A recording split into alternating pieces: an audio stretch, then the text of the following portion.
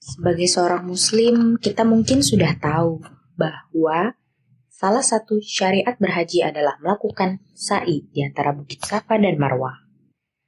Tapi apakah kamu sudah tahu apa makna sa'i itu sendiri? Dan kenapa bukitnya bernama Safa dan Marwah ya? Sebelum ke sana, memang apa tujuan dari sa'i itu dilakukan?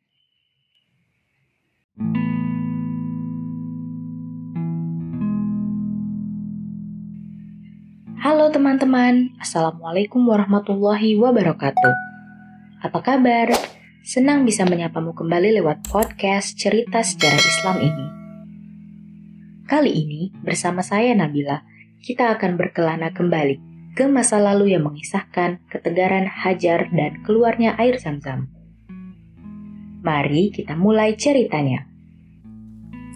Setelah Nabi Ibrahim pergi, Siti Hajar dengan sabar berdiam di padang pasir yang tandus bersama si bayi Ismail. Lalu Hajar mulai menyusui Ismail, serta makan dan minum dari bekal persediaan. Ketika bekal yang ditinggalkan Ibrahim telah habis, Ismail yang ketika itu masih menyusu tak henti-hentinya menangis. Si kecil Ismail kehausan, sementara air susu ibunya telah kering. Hal ini membuat Siti Hajar makin kebingungan. Maka dengan tubuh yang letih dan juga kehausan, Siti Hajar memutuskan meninggalkan Ismail di tempat yang teduh. Sebelumnya, Siti Hajar sudah melewati perjalanan yang jauh dari Palestina ke Mekah. Bisa kita bayangkan bagaimana kondisi Hajar pada saat itu. Di tengah panasnya padang pasir yang terbentang, Siti Hajar mencoba mencari sumber mata air, atau setidaknya menemukan orang yang bisa memberikan mereka pertolongan. Dengan tertatih, dia mendatangi gunung yang paling dekat dengannya, yaitu Bukit Safa. Bukit Safa berjarak 100 meter dari tempatnya berteduh. Ketika sampai di puncak Bukit Safa, Hajar lalu menghadap ke arah lembah dengan harapan dapat melihat orang di sana. Namun, harapan Hajar pupus. Dia tidak melihat seorang pun yang bisa dimintainya pertolongan. Hajar pun tak menemukan air yang bisa ia minum.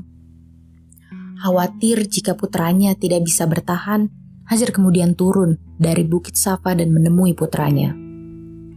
Dengan tetap berpegang teguh pada keyakinan bahwa Allah tak akan menelantarkan hidupnya, Hajar melanjutkan pencariannya.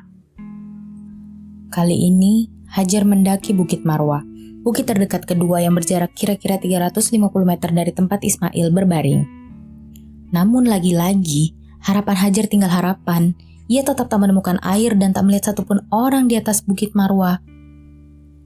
Tak kuasa membayangkan keadaan putranya yang meronta kehausan, Hajar lagi dan lagi menyusuri padang pasir untuk menemukan air.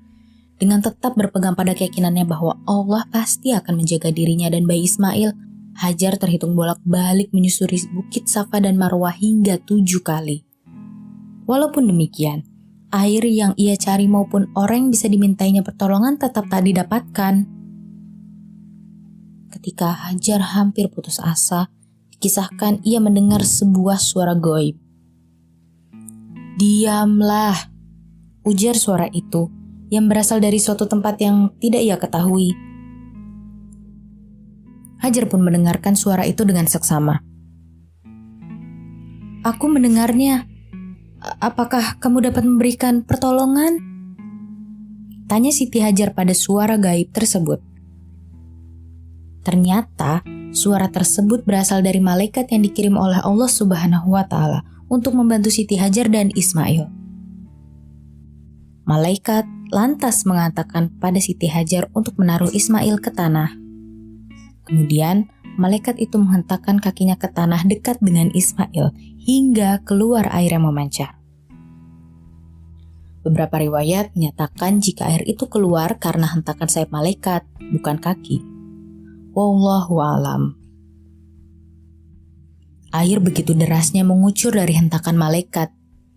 Tanpa pikir panjang, Siti Hajar pun membendung air itu dengan menggunakan tangannya hingga membentuk kolam kecil dan mengucapkan Zam-Zam, Zam-Zam, yang artinya berkumpullah, berkumpullah.